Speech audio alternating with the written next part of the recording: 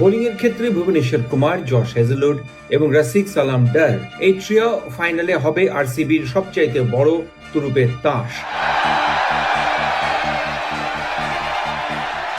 এই আইপিএলে আরসিবির সবচাইতে বড় শক্তি হলো অবশ্যই Indian cricketer Virat Kohli. That's in the gap. So just one run needed, and it's Virat Kohli who will be there at the end. That's it. He finishes off in style with a six. তাই অবশেষে win পার্সেন্টেজের কথা বলতে গেলে কিন্তু বলতে পারি আমরা যে আরসিবি জেতার সম্ভাবনা 55% এবং জিটি জেতার সম্ভাবনা 45%। It's back-to-back titles for RCB. They won it after 18 years. They win it in the 19th. RCB all the way.